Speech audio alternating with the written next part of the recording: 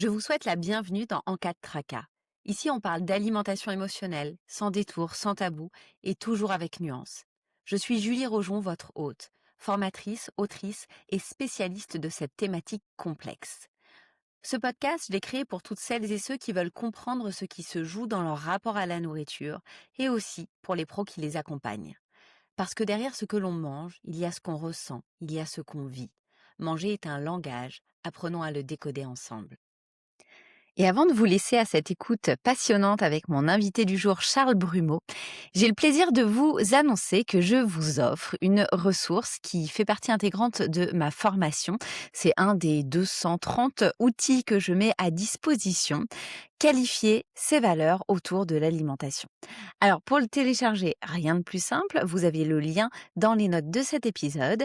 Et par ailleurs, si vous êtes intéressé par ma formation, que vous soyez professionnel, futur professionnel ou que vous souhaitiez tout simplement vous informer sur le sujet, ma prochaine session de formation démarre le 28 mai. Vous avez toutes les informations sur mon site julierojon.com. Je vous souhaite une très belle écoute et vous dis à très bientôt. On parle beaucoup de ce qu'il faudrait manger. Moins de sucre, plus de protéines, moins d'aliments ultra transformés, plus de bio. Je m'arrête là, mais concrètement, la liste est longue, très longue. On parle de santé, de poids, de calories, de volonté, de performance. Mais on parle très peu de la manière dont on nous a appris à nous nourrir. Et encore moins de la manière dont on nous a appris à nous juger à travers notre assiette. En réalité, nous ne souffrons pas uniquement de ce que nous mangeons, mais plutôt de ce que nous pensons de nous quand nous mangeons. C'est un peu cette petite voix intérieure qui commande, qui évalue et qui bien souvent nous sanctionne. Alors aujourd'hui, j'avais envie d'explorer cette question centrale, et si le problème n'était pas l'aliment, mais le regard que l'on porte sur soi. Et pour en parler, j'ai le plaisir de recevoir aujourd'hui à ce micro Charles Brumeau, qui est diététicien, engagé dans une réflexion que je trouve critique sur les normes alimentaires et la moralisation de la nutrition. Et ensemble, on va prendre le temps de questionner et j'espère sincèrement de déconstruire certaines évidences. Alors c'est parti et bienvenue dans En cas de tracas. Alors Charles, pour les personnes qui ne te connaissent pas, qui te découvrent, comment est-ce que tu pourrais te présenter? Eh bien, je suis un homme, sensible, doux, drôle, rêveur, contemplateur, parfois paresseux et profondément libre. Et il se trouve que j'exerce la profession et le doux et agréable métier de diététicien et aussi créateur de contenu sur certains médias sociaux.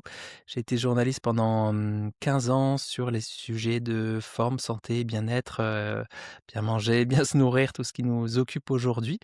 Et aujourd'hui, je suis diététicien, donc en libéral, en 100 visio et je suis créateur de contenu sur, le podcast, Dans la poire et newsletter sur Substack qui s'appelle Charlie's Kitchen et bien sûr sur Instagram, voilà, @Charles Brumeau si jamais vous voulez me retrouver. Super, donc on a toutes les infos et je précise que ta newsletter est extrêmement pertinente. C'est une newsletter qui me semble, est hebdomadaire et à laquelle on peut s'inscrire très facilement. Ouais, j'ai changé la fréquence, c'est une Ah. fois toutes les 2 semaines, parfois des éditions surprises, voilà, au fur et à mesure des saisons. Mais, ouais, c'est à peu près ça, Mmh. 1 fois toutes les 2 semaines pour, ben, voilà, pour la question du rythme dont on parlait un petit peu, Mmh. juste avant, hors antenne. Trouver le bon rythme, le rythme humain, suffisamment bon pour nous. Pour soi et pour garder la cadence. Exactement. Et si je t'ai contacté, c'est justement parce que le contenu que tu produis, que moi j'ai pu percevoir, que j'ai pu, lire, m'a interpellée. Ce que je disais tout à l'heure, ta réflexion, qui me semble critique sur, les normes, alimentaires et j'ai envie qu'on se demande collectivement comment on en est, arrivé là. C'est quelque chose de très simple. Quand on dit aujourd'hui bien manger, on mobilise, plein de choses, on pense à plein d'éléments. On pense à la santé, d'autres vont parler de discipline, de responsabilité individuelle et derrière cette expression, il y a aussi une norme qui me semble être une norme, non neutre. Comment est-ce que toi, tu analyses l'évolution du discours alimentaire ces dernières décennies? Mmh.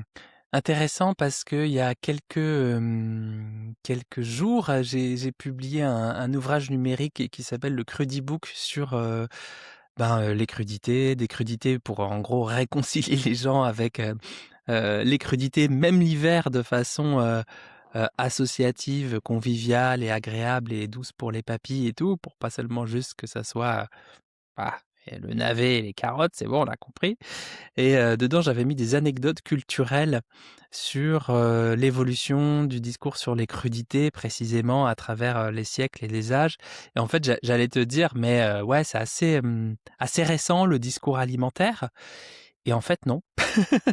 Et en fait, il y a toujours eu un discours sur on devrait manger ce qui serait mieux de manger en fonction, bien sûr, des connaissances, scientifiques, de l'époque, hein. Pour les crudités, on pensait que comme ça venait de la terre, c'était porteur, de miasmes, de bactéries, que le choléra arrivait par les crudités, donc il fallait absolument les faire bouillir et cetera.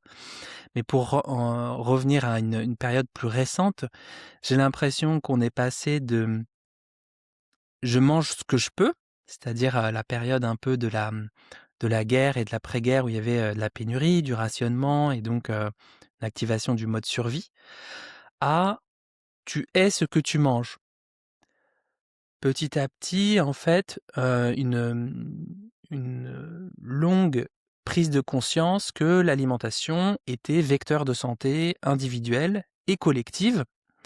Et donc on est passé petit à petit d'un mouvement d'un modèle culturel, gastronomie, terroir, savoir-faire, convivialité, à un modèle qui est, heu sur des recommandations, hein. Tu vois? Là, c'était, je crois, dans les années 2000 où l'alimentation devient, objet et sujet des recommandations. Le fameux, PNNS, manger 5 fruits et Mmh. légumes par jour, manger 30 minutes, éviter de manger trop gras, trop salé, trop sucré, ce genre de recos-là. Donc là, l'alimentation est devenue un outil de prévention médicale. Je parle juste de la période récente là, puis ensuite, des années 2015-2017, l'avènement du Nutri-Score avec, les scores A à D ou A à E, puis, avec les scores, les couleurs, vertes, jusqu'à rouge ou, orange parce qu'il fallait pas, rendre trop susceptible l'industrie agroalimentaire. C'était trop, stop, interdit. Où là, on franchit un autre cap, on change de registre sur c'est une recommandation et en même temps, on ça devient une notation. Donc on note et on moralise: A c'est bien, D c'est mal ou c'est mauvais. Et là, petit à petit, on se met dans une culture, de chiffrable, comparable et on commence un peu à moraliser l'alimentation et à la catégoriser en bon ou mauvais pour la santé. Et ensuite viennent les années, ben, voilà, plus sur, la performance, sur, la responsabilité individuelle, mais je pense qu'on y arrivera, quoi. Ouais, c'est exactement ça, moi, que j'avais derrière la tête, hein. C'est vrai que c'est le constat, que moi je peux faire de façon assez empirique, c'est qu'on arrive, allez, depuis je vois le changement depuis 3-5 ans, à vraiment une façon de s'alimenter qui est, extrêmement cognitive, qui est externalisée. On est à la recherche d'une certaine, performance, d'une optimisation de ce qu'on met dans notre assiette, dans notre corps. Alors bien évidemment, il peut y avoir quand même cette dimension collective en fonction, de nos valeurs, de nos aspirations, politiques, de nos idéaux et pour autant, il y a quand même une logique, que, je trouve très individualisée, très individualiste derrière la façon, de s'alimenter et qu'on est parfois aussi décorrélé de, nos besoins, de nos ressentis. On est vraiment, à travers aussi, les Nutri-Score dont tu parlais, à la recherche d'une optimisation de la nourriture parfaite, qui pourrait m'amener dans un mieux-être. Mais en fait, j'ai aussi l'impression que cette optimisation de, nos corps, de nos assiettes et tout ça, c'est aussi en lien avec le changement qu'il y a eu, dans, l'après-guerre où, on a quitté l'ère de la survie. Enfin, je dis «on», nos grands-parents et arrière-grands-parents Mmh. et pour ensuite, vivre l'abondance et ensuite, performer ou surperformer cette abondance. Au sortir de l'après-guerre, c'était en mode, ben, enfin juste pendant et après la guerre, c'était: «Il faut assez de calories, il faut suffisamment Mmh. manger, il faut qu'on ait à manger, quoi. Faut qu'on plus du pain et faut qu'on ait à manger, quoi».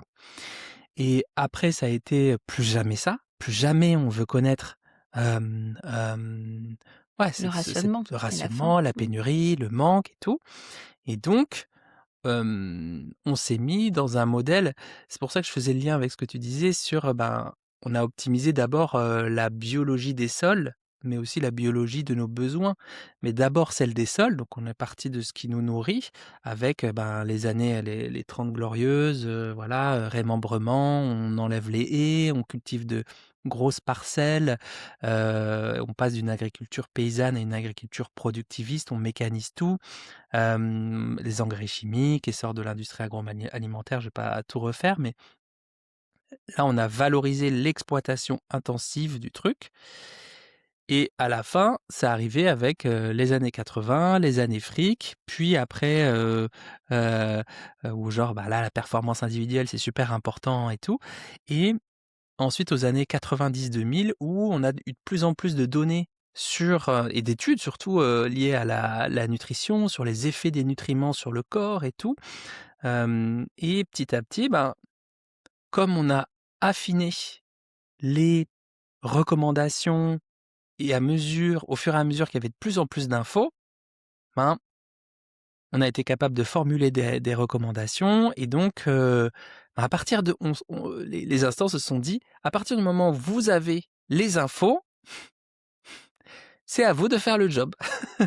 C'est à Mmh. vous les humains, les individus, de faire le job et bah, tu voyais ces mouvements il y a 3-5 ans, mais c'est assez inscrit, depuis un petit bout de temps sur, ton alimentation et ta première médecine, mais surtout, conditionne ta santé future, ta longévité, ta performance, ce que tu transmets ou pas comme patrimoine génétique à tes enfants et donc le corollaire, c'est la culpabilité, Ouais, c'est ce que j'allais que te dire, la, pression. Mmh. ouais, la pression et si tu arrives pas à faire bien, ou à tout faire bien, ben, du coup, tu te dis: «Ben, ça dépend de moi, en fait, puisque j'ai les infos».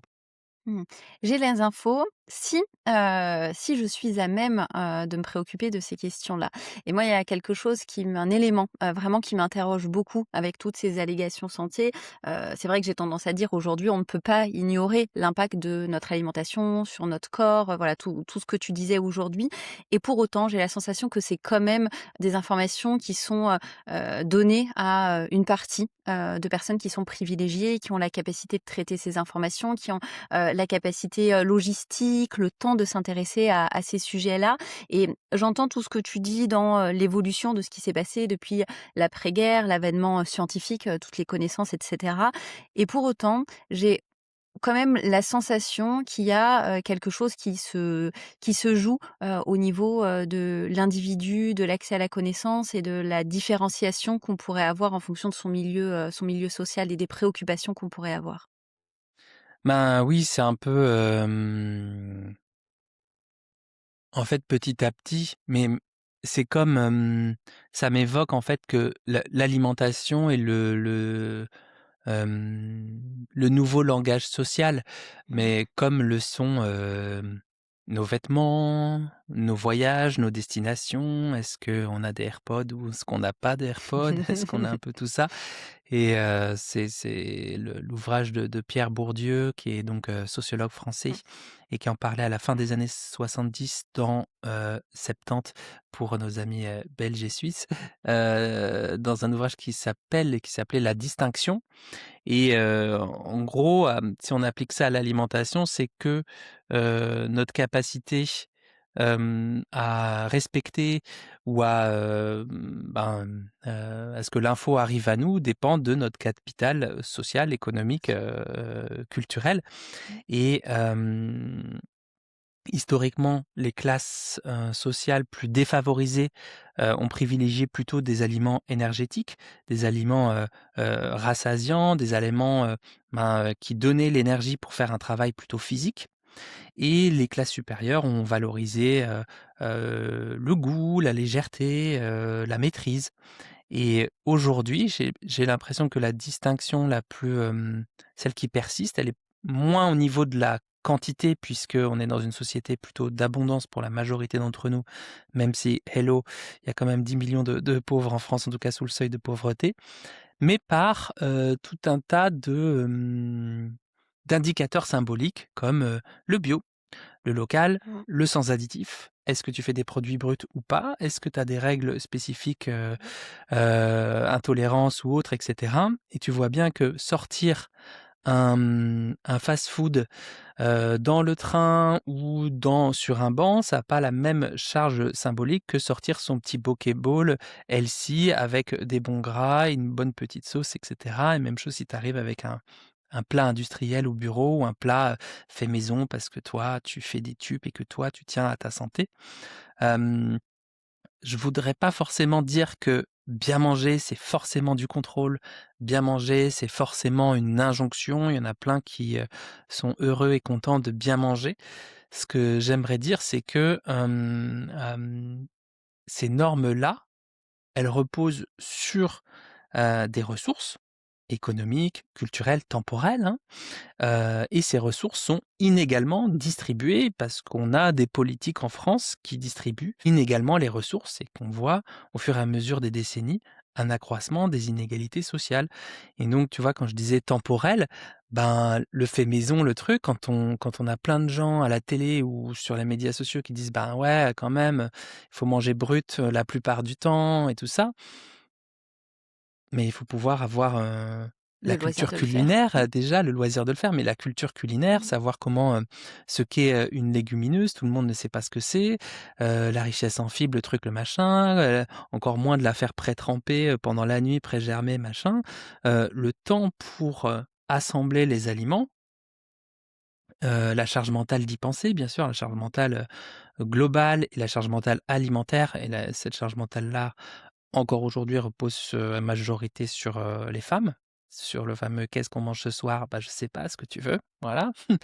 Hem, c'est le temps aussi et c'est aussi, l'argent parce que quand tu délègues, ton temps pour prendre quelque chose de tout fait, ben, c'est quand même globalement plus cher, Bien sûr. tu vois? Et si je t'entends bien, finalement, ce que tout ça dit de notre société, c'est finalement, notre, assiette est peut-être au fil des années, devenue un reflet, de notre position dans la société, de notre porte-monnaie, de notre, niveau d'accès, à la connaissance, du temps, de la place qu'on occupe en tant qu'individu dans cette société qui est notre société et qui est une société patriarcale. Oui, totalement. I agree. Et dans cette société, justement, eh bien, le corps est devenu, un chantier permanent. C'est un corps, finalement qui est, devenu un corps, objet, qui est objectivé. On est dans un espace d'amélioration continue. C'est vraiment cette histoire de projet, à optimiser. C'est un peu, comme je disais tout à l'heure, l'avènement d'un corps qui prend une autre dimension, qui devient, objectivable. Et ce qui me frappe, eh bien, c'est que l'insatisfaction corporelle n'est jamais résolue, quoi qu'on fasse. Et l'alimentation, la façon de se nourrir est devenue aujourd'hui l'outil principal. On pourrait aussi citer, l'activité, physique qui connaît un avènement quand même depuis 10 ans. Comment tu comprends, toi, cette, obsession qu'on a, collectivement, cette obsession contemporaine autour du mieux manger pour optimiser, aussi son corps? Pas facile, question à tiroir, je pense qu'on a 4 heures.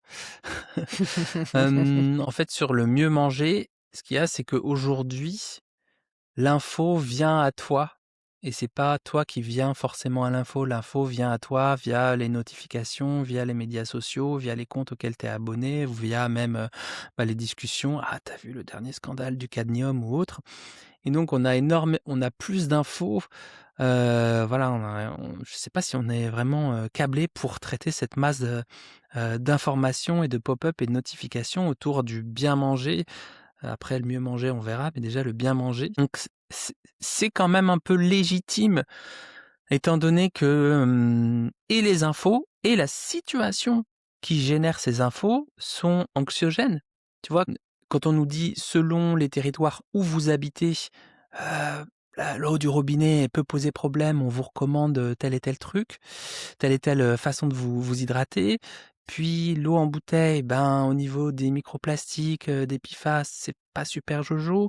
Et puis pour la question des oméga 3, c'est quand même important de manger des petits poissons gras et tout ça.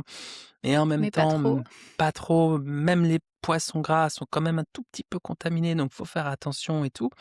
En fait, on a globalement une nourriture qui est assez safe pour, la majeure partie de notre alimentation en France. L'eau du robinet est super contrôlée et il y a plein de contrôles de partout. Hem Mais sur certaines familles d'aliments, il y a plein de trucs qui sont anxiogènes. On pensait que c'était vachement bien sur, le chocolat riche en cacao et tout, puis on nous dit: «Bah non, ceux qui viennent de Côte d'Ivoire ou ceux qui viennent plutôt de Mmh. D'Amérique du Sud. d'Amérique latine, Amérique du Sud et tout, ben, pas plus de X, grammes par jour parce que les sols sont plus riches en cadmium, que d'autres. Le bio, il y a pas zéro pesticide, mais il est présent à des traces de pesticides et puis du coup, il y a pas de pesticides de synthèse, mais il y a quand même, d'autres types de pesticides et tout. En fait, on touche, aux limites de nos modes de production, désolé pour cette tautologie, mais productivistes, qui font que, ben, on commence à être dans des situations d'impasse si on veut optimiser notre santé. Et donc on est pris entre les recos et la réalité de nos systèmes productivistes. Et ça, pour moi, hem, je comprends cette envie de bien manger et mieux manger, cette nécessité parfois. Et puis on a eu aussi plein de scandales qui tu vois, voilà, je crois que c'était 2013, la viande de cheval dans les lasagnes et tout, et plus c'est transformé, plus on a d'intermédiaires, plus, On a de on chance qu'il y ait quelque on chose on sait qui soit de on mmh. sait pas bien exactement, voilà, qui est produit où ça Mmh. et combien de kilomètres, tout ce truc-là a fait. Donc il y a une part de cette préoccupation que je peux comprendre parce que, notre mode de vie et nos modes de production, hem, sont devenus chelous pour notre biologie humaine, quoi. Sont devenus complètement même, on pourrait dire, peut-être complètement inadaptés et se nourrir, bien manger, optimiser son alimentation, est aujourd'hui un facteur, anxiogène. Il y a pas mal de personnes qui tombent dans un trouble qui s'appelle l'orthorexie, qui est vraiment l'obsession de bien manger et qui peut générer aussi, beaucoup de souffrance et qui est forcément majorée par les informations dont on dispose aujourd'hui et puis aussi la quantité d'informations dont on dispose aujourd'hui. Tu le disais, l'information vient à nous. Effectivement, on est dans un monde où l'information est surreprésentée, la désinformation aussi, et tout ça, bah, génère forcément énormément de tensions, et d'anxiété qui est tout aussi néfaste, peut-être que les pesticides sur Mmh. notre, santé Ouais, humaine.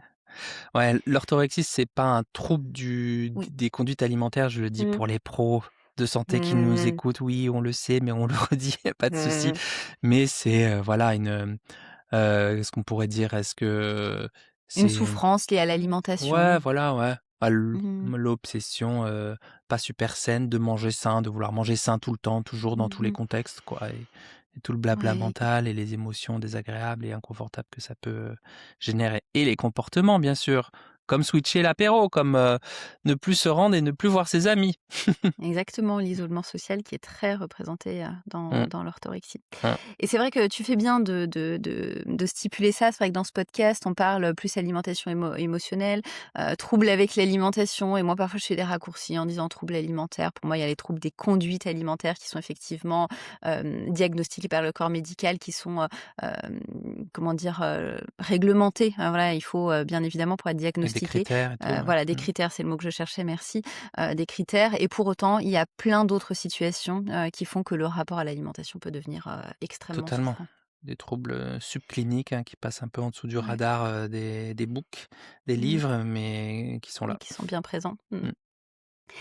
Et concrètement, pour toi, qu'est-ce que, tout ça produit sur notre rapport au corps? Tu vois, dans ma question à tiroir, ce que je disais tout à l'heure, c'est que finalement, on est obsédé par le bien manger aussi pour modeler, son enveloppe, corporelle, son apparence corporelle et quel est l'impact du bien manger sur le rapport à soi et sur son rapport au corps? Ça dépend, ça dépasse. Ouais, il y a plein de gens pour lesquels, bien manger, ça fait partie des valeurs et c'est trop cool. Ça met de la cohérence dans, ce qu'on met dans les assiettes. Le mouvement met de la cohérence dans notre, biologie humaine, hein, fait pour, bouger et cetera. Et puis il y en a pour d'autres, je dirais que c'est à la fois, heu, un outil et une entrave au service de la performance et du capitalisme dans sa version, néolibérale, c'est-à-dire qui prend nos corps pour des outils au service de produire, des biens et des services, pour une poignée de gens.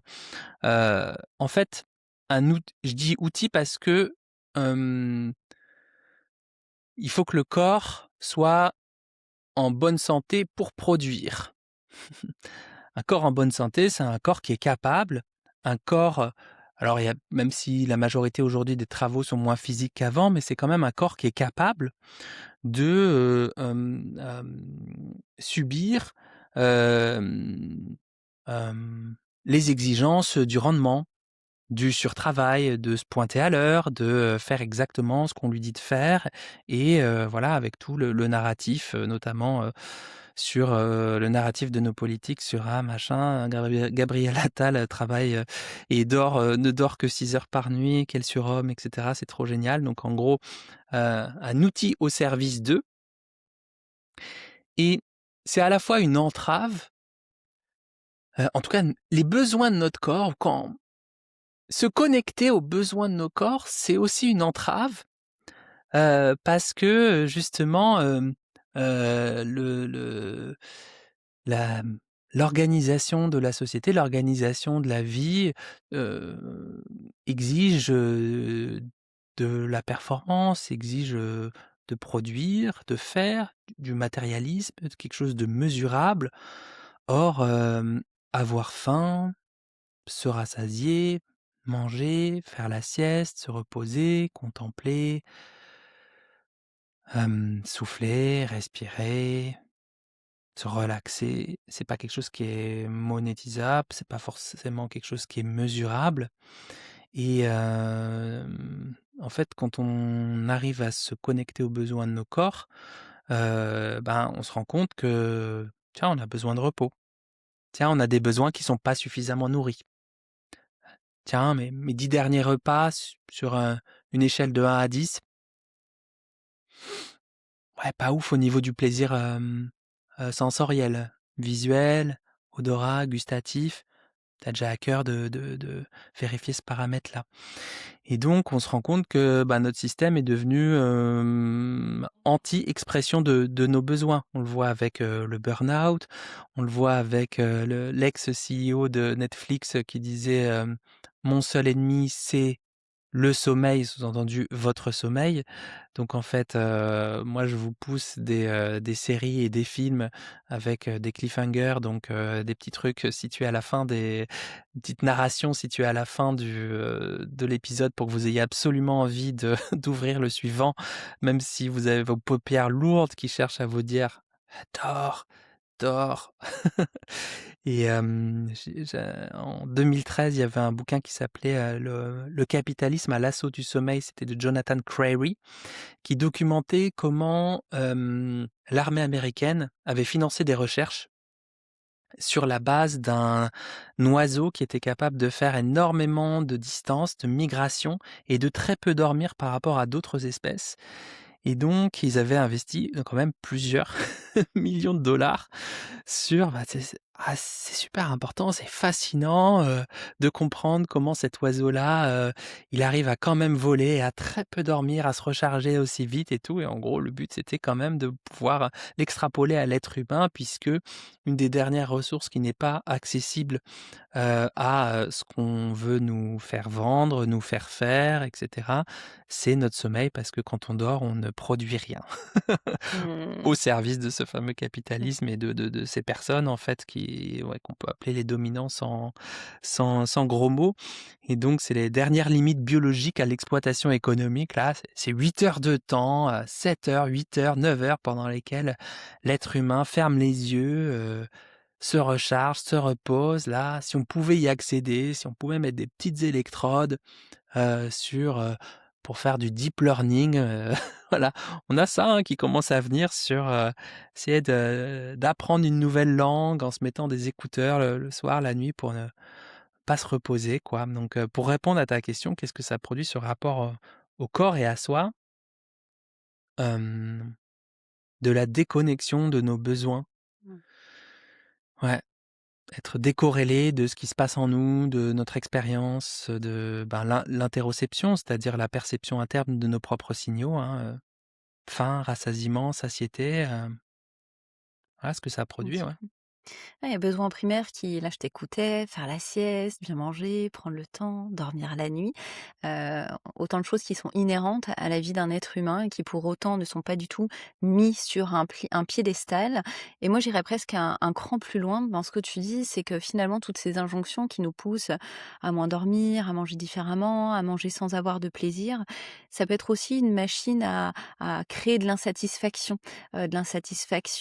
du mal-être qui va pousser, derrière à avoir, des conduites, qui nous permettent, de nous adapter, de ressentir, une sorte d'anesthésie, tu vois? D'aller chercher un côté sédatif. Alors ça peut être Mmh. aussi dans l'alimentation. Et ça peut générer aussi, de l'insatisfaction, du jugement sur, son mode de vie, sur la façon de s'alimenter, sur le fait de ne pas faire assez, peut-être générer aussi de la comparaison, par rapport à ceux qui pourraient, y arriver, dormir, juste 6 heures par nuit, Comme regarder tous ces X gens-là. séries, voilà, qui font tout ça sans bien sûr, substance, pour tenir le coup parce que ce sont des surhommes.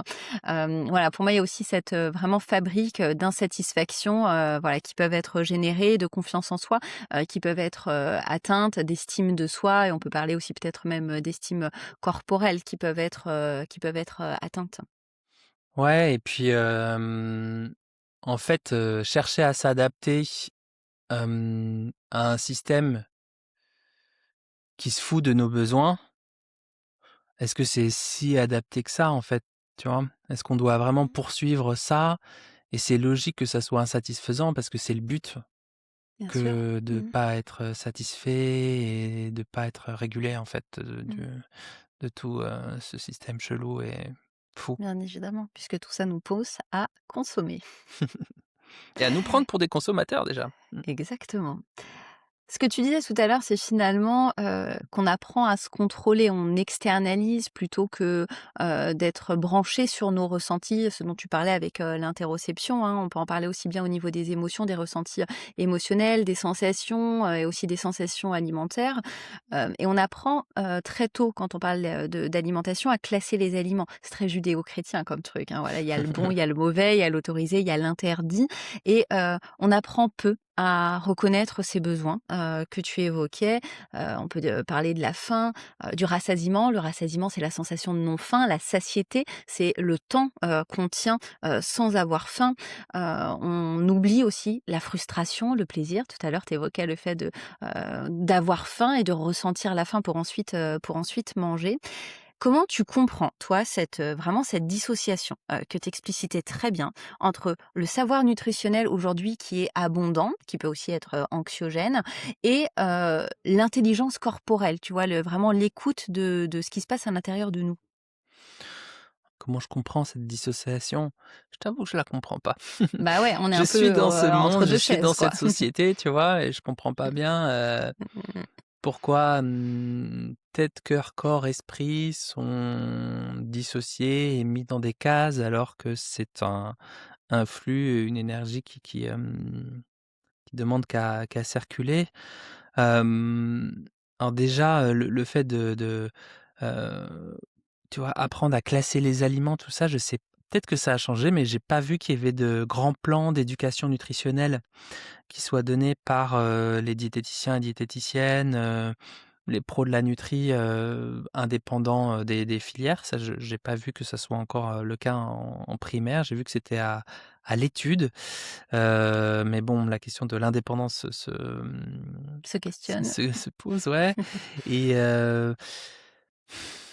comment tu comprends cette, dissociation? Je sais pas bien. J'ai l'impression qu'en fait, au fur et à mesure, on a, alors que le savoir nutritionnel, ça devait être un guide qui oriente, j'ai l'impression que c'est devenu une espèce de règle intangible, descendante, condescendante de, on va externaliser le savoir tu vois, pourquoi? Ça, je sais pas, mais parce que, bah, peut-être, voilà, la société veut que ça soit, mesurable, fiable, précis et que donc, comme, ce qui se passe dans nos cœurs et dans nos corps, c'est forcément, fluctuant et imprécis, est-ce qu'on s'en est remis à des règles, externes?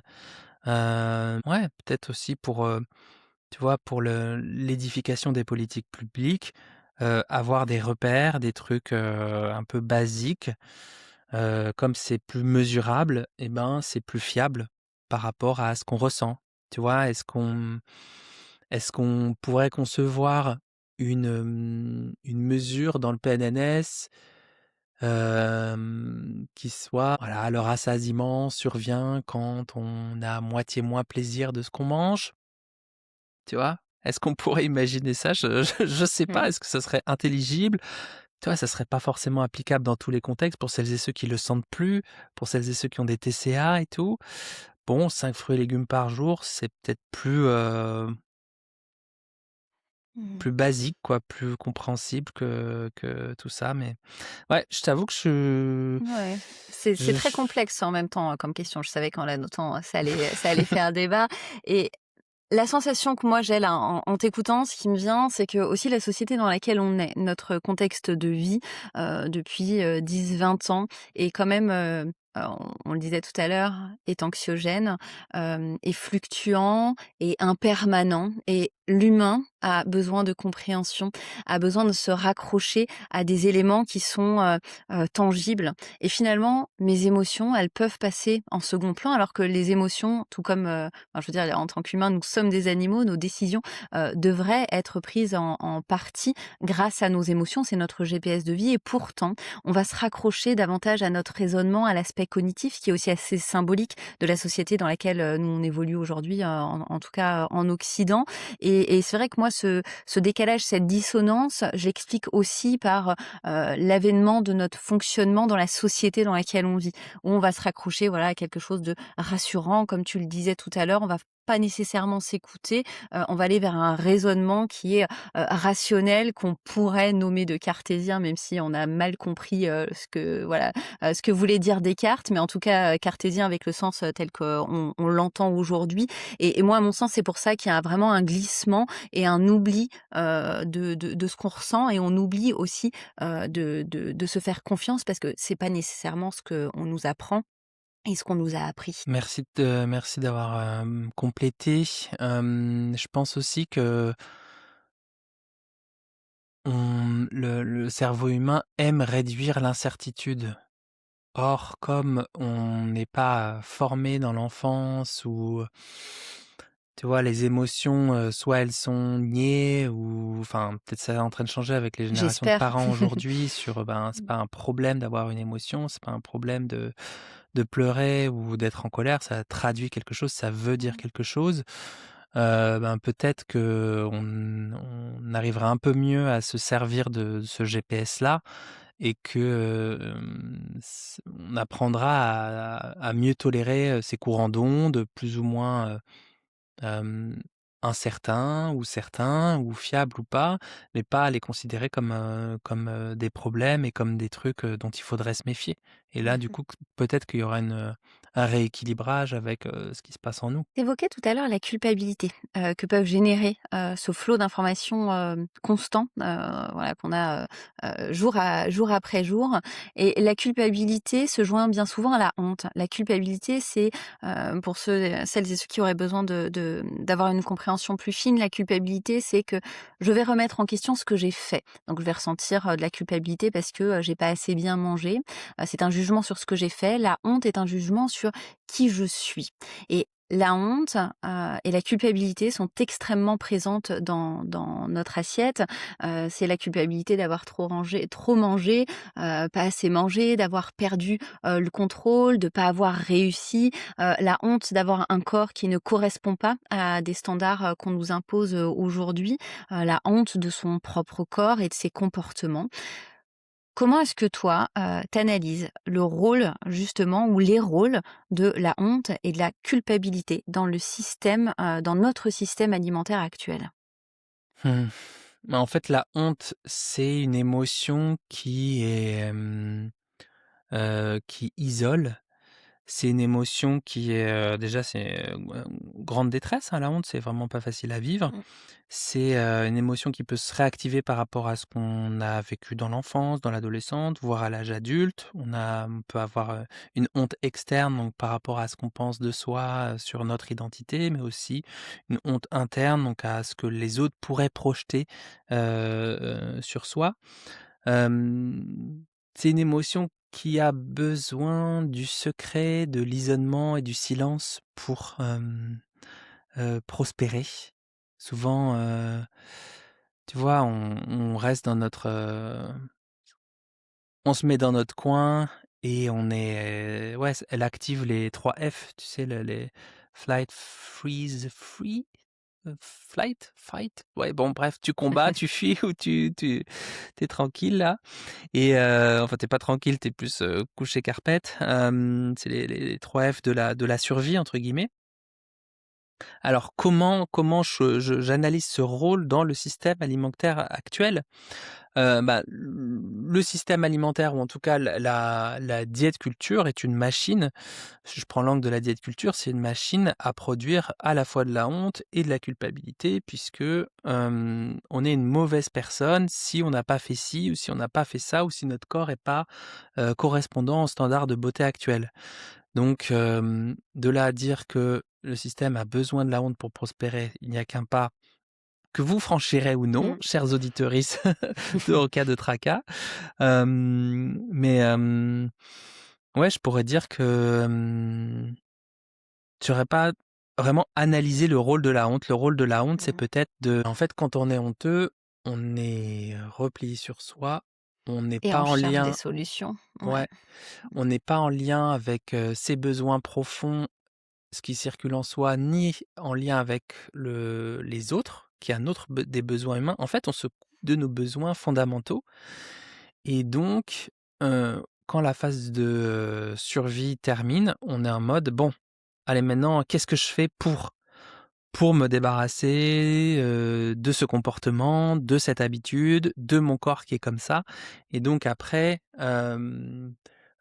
toutes celles et ceux qui en «bénéficient» entre guillemets indirectement, c'est, toutes celles et ceux qui, vendent ou produisent des solutions court-termistes comme, les vendeurs, de régimes, le monde de la beauté avec, ses trucs anti-cellulite, de la cosmétique, des programmes alimentaires, de certains coachs aussi, voire de certains pros de santé aussi. En gros, toutes celles et ceux qui produisent des solutions anglais court-termistes, et qui ont l'apparence et donc qui sont mesurables, hein.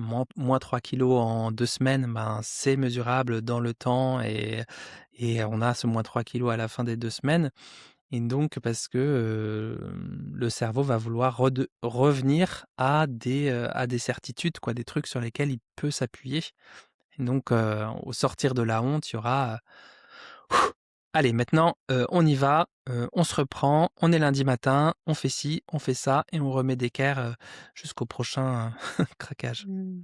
Donc la honte finalement comme une usine, de production, de consommation, au service, de voilà, de tout ce que tu as, explicité, tout ce que tu as cité, et pour sortir de la honte, tu vois là j'ai mon ordinateur qui est surélevé avec, des ouvrages de Brené Brown qui expliquent, Yeah. très bien que finalement pour sortir de la honte, bah, en fait il faut en parler et pour moi, cette honte, elle a aussi, pour, conséquence alors, elle n'est pas forcément pensée pour avoir cette conséquence, mais elle a pour conséquence de se retirer de l'espace public. Comme tu le disais tout à l'heure, en fait, on n'est plus en lien avec l'autre.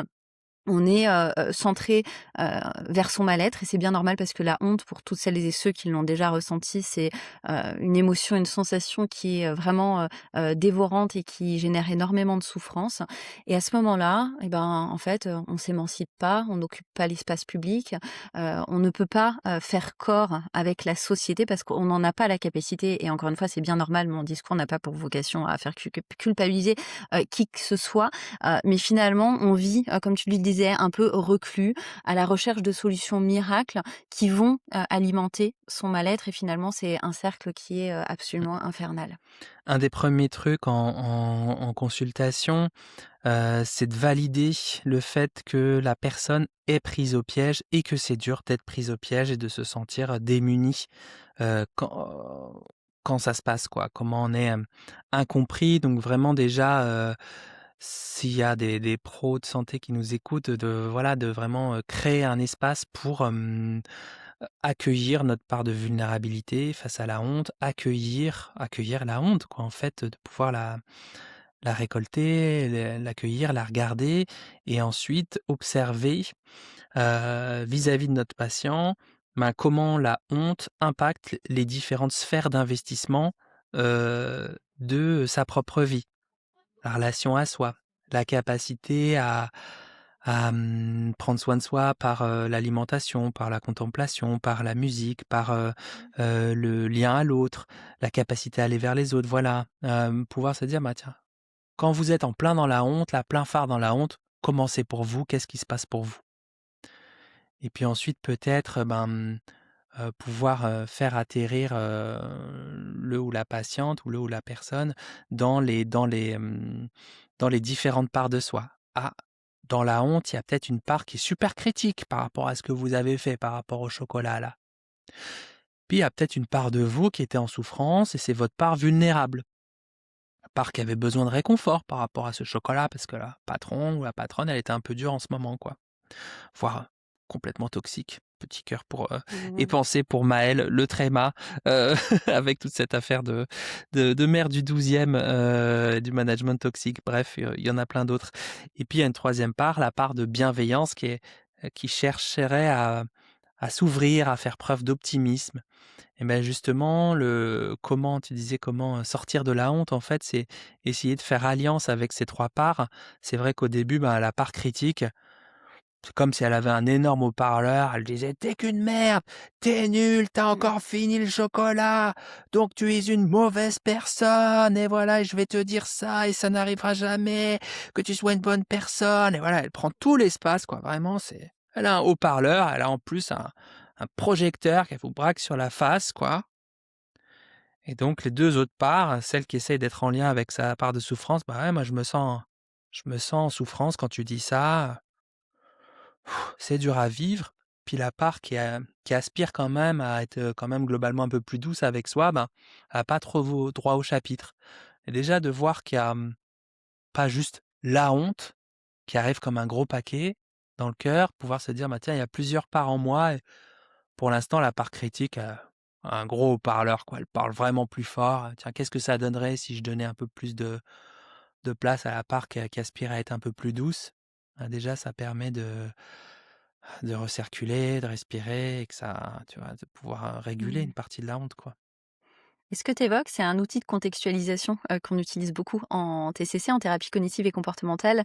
On va identifier toutes les pensées automatiques qui se jouent autour d'une prise alimentaire et là, plutôt après une prise alimentaire, puisque la honte en général arrive une fois qu'on a mangé le fameux chocolat et en fait, on va identifier, tout ce qu'on se dit. Alors moi, j'aime bien appeler ça le théâtre alimentaire, tu vois? Tu parlais des parts, quand tu parlais des parts, bah, j'imagine une pièce de théâtre où se Trop bien, trimballent ouais. plusieurs acteurs et en fait, on peut tout à fait identifier ce qui se passe même de manière, diachronique, donc pas sur le moment, mais a posteriori, soit seul, soit avec un thérapeute. Qu'est-ce qu'on se dit? Et en fait, c'est pas de l'ordre du raisonnement. Là, on est en train de raisonner tous les 2. C'est de l'ordre des pensées automatiques, donc qui sont, attraits au subconscient, qu'on peut quand même identifier, même si elles sont parcellaires a posteriori. Et on peut identifier tous les acteurs de notre théâtre alimentaire, pour, identifier ce qui se passe. Et c'est vrai que c'est un outil intéressant pour sortir justement de la honte, de se dire: «Bah ouais, il y a ce personnage qui me dit que de toute façon je suis qu'une grosse merde, que je suis nulle, que je suis grosse, ceci, cela. Mais il y a aussi quelqu'un qui dit: «Mais en fait, ce que tu es en train de vivre, c'est dur. En fait, tu avais bien le droit de manger ce carré de chocolat et ça t'a fait du bien» et de mettre plus d'accent sur, cette part ou ces parts de nous, qui sont bienveillantes et qui ont un discours non jugeant. Et bien, ça nous permet aussi de sortir, de la honte et de sortir de cette fabrique à insatisfaction, qui, nous aspire finalement Mmh. vers le bas et qui nous vole notre vie, hein. C'est juste qu'elles parlent pas assez fort, elles ont pas les Mmh. bons outils de communication, elles ont pas encore trouvé le haut-parleur, mais ces parts de nous, pleines Mmh. de douceur existent. Mmh. Voilà, et on peut leur donner un micro. Et si on accepte alors que, le problème n'est pas seulement nutritionnel, mais comme on le disait tout à l'heure, culturel, il est économique, il est, social, et bien ça change, la manière, d'accompagner les personnes qui souffrent de leur rapport, à l'alimentation, et c'est regarder aussi en face, ce qu'on évoquait un peu tout à l'heure en dilettante, ce que je vais nommer comme étant le capitalisme, corporel qui prospère, qui surfe, sur l'insatisfaction, et apprendre à habiter son corps tel qu'il est, à l'état naturel, sans être modelé, eh bien pour moi, ça devient vraiment un acte de résistance. Comment est-ce que toi, tu définirais une approche, de la diététique, qui est, bah, du coup, bien évidemment ton métier, de la nutrition, qui ne produit pas de mécanisme de contrôle et de stigmatisation? Donc Aïe, une aïe, aïe. diététique moderne. Là, je fais le pont avec, Ouais, Marion Baudin. postmoderne. Ouais. Ouais, que j'ai interviewé il y a pas longtemps. On parle justement de ces sujets-là, de la diététique et de la nutrition telle qu'on peut l'imaginer aujourd'hui, qui est assez, arriérée. Il y a aujourd'hui toute une armada de professionnels qui vont accompagner de manière différente. Comment toi tu définirais cette, approche?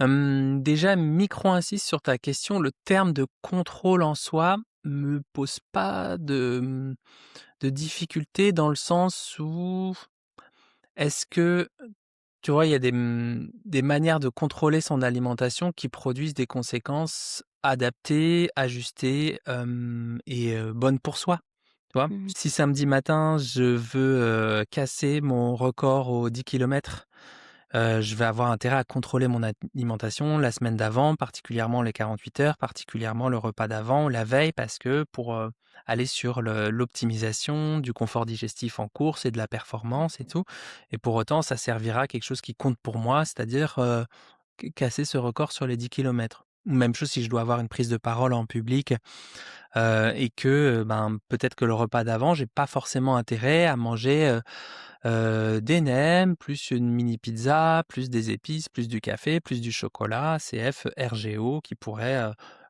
bah, voilà, être générateur de honte pendant ma prise de parole en public avec plein de renvois et tout. Donc j'aurais peut-être plus intérêt à faire un petit peu attention à ce que je mange, qualité, quantité avant cette prise de parole, et pour autant ça aura généré des conséquences, positives, attendues ou plutôt adaptées par rapport au contexte que je vais vivre.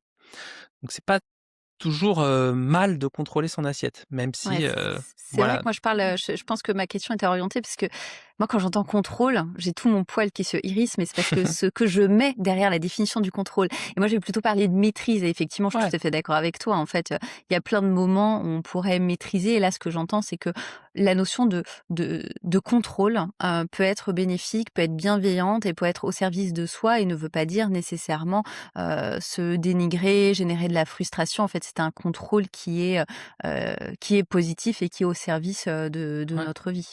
tu vois? Pour le 10K, ça vaut le coup, si jamais je veux faire mon record, si jamais je veux pas faire mon record, je vais peut-être moins contrôler ma nourriture, et puis, est-ce que c'est, intéressant de contrôler autant si le jeudi soir, je vais avec ma troupe de théâtre et je sais que ça va être plutôt, pizza et bière avec ou sans alcool. Bon, est-ce que là, dans ce contexte-là, ça vaudra le coup de vraiment contrôler?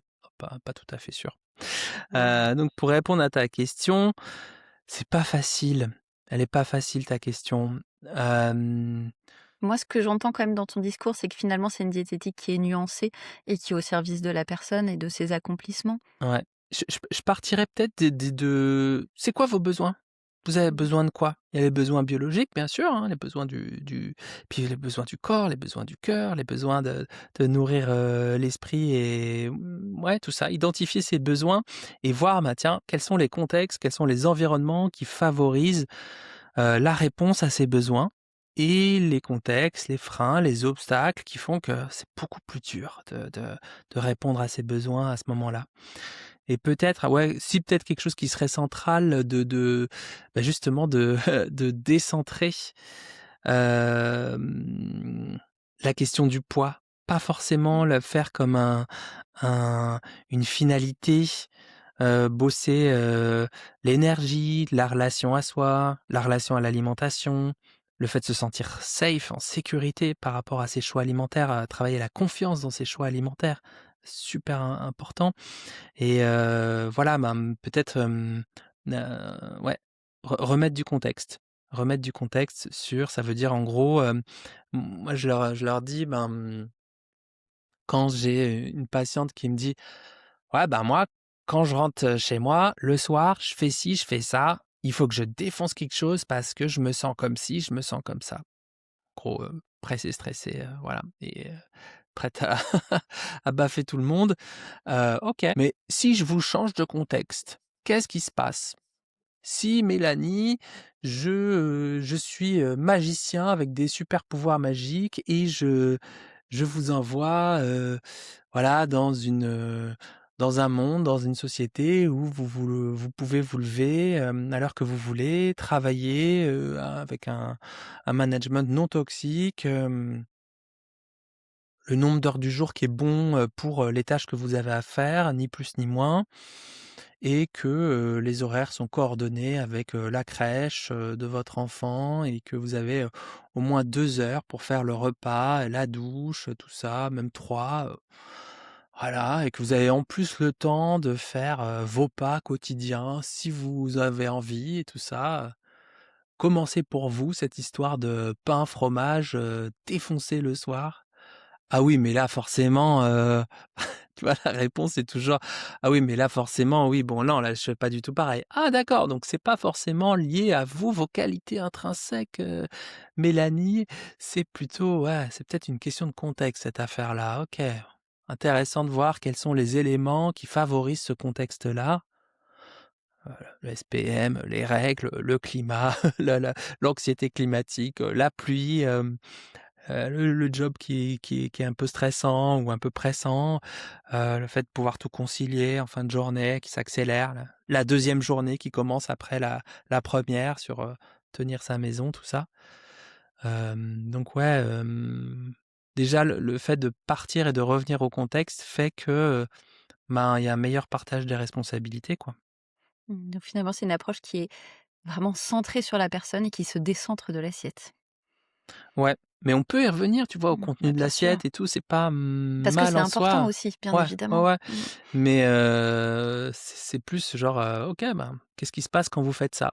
Comment c'est important pour vous quand vous avez une assiette, variée et tout ça et composée de manière, agréable pour les papilles, pour la santé, est-ce que c'est important pour vous cette affaire? Mmh. Mmh. Et quand je t'écoute, finalement, on redonne aussi aux personnes leur agentivité, donc leur capacité à agir, leurs décisions. Voilà, est-ce que ça va pour vous? Quels sont vos besoins?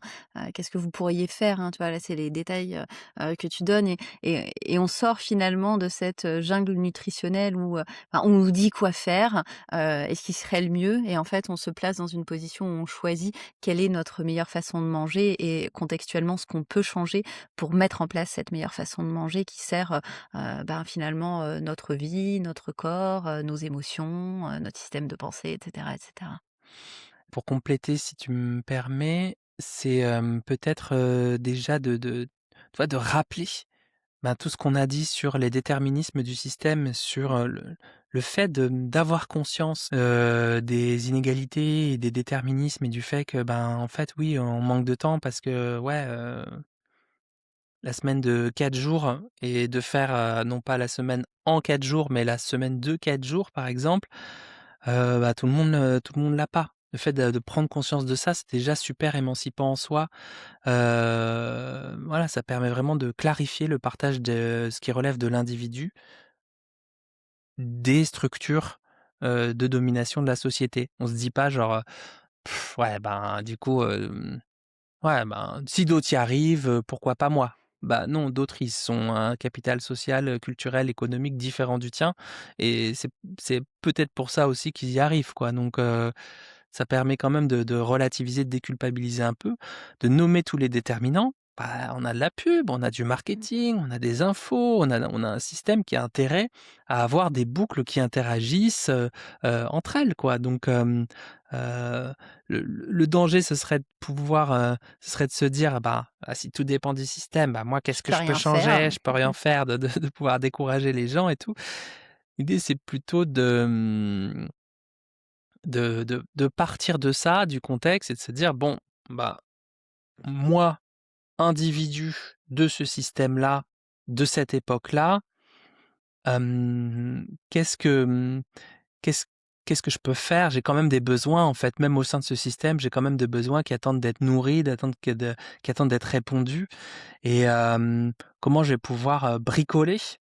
Si voilà, au début tu bricoles quoi. Tu la réalité, tu bricoles avec, la réalité et tu peux commencer par, bon, est-ce que ton nombre de repas par jour, est-ce qu'il te correspond? Est-ce que, l'heure à laquelle tu prends tes repas, c'est OK pour toi ou pas? La compo aussi et je terminerai sur, tu vois, on a mis en évidence quelques structures de domination, de notre société. Peut-être voir dans ses propres usages, sans forcément, tu vois, c'est parfois malgré soi, sans forcément se culpabiliser, mais qu'est-ce qui fait que nous-mêmes, on participe, Sûr. à ce système-là, parfois, sans le savoir, parfois, tu vois, en scrollant, en s'abonnant à certains comptes qui valorisent un certain lifestyle, qui valorisent un certain, contrôle justement, discipline et tout. Tiens, est-ce qu'on leur donne, de notre temps? Est-ce qu'on leur donne de la puissance par, nos likes ou nos repartages? Et quels sont, les comptes qui justement dénoncent ce système et qui ont cœur de réduire ces inégalités-là? Et je le dis autant, pour moi que pour toi ou pour les gens, tu vois? Ça Mmh. m'arrive aussi de me dire: «Ah ouais, putain, je me rendais pas compte, je suis abonné à ce compte-là, en fait, que ça fait plusieurs années, j'ai pas fait gaffe» et effectivement, ouais, ces discours-là Mmh. je trouve ça lunaire étant donné en plus l'époque, qu'on vit aujourd'hui Mmh.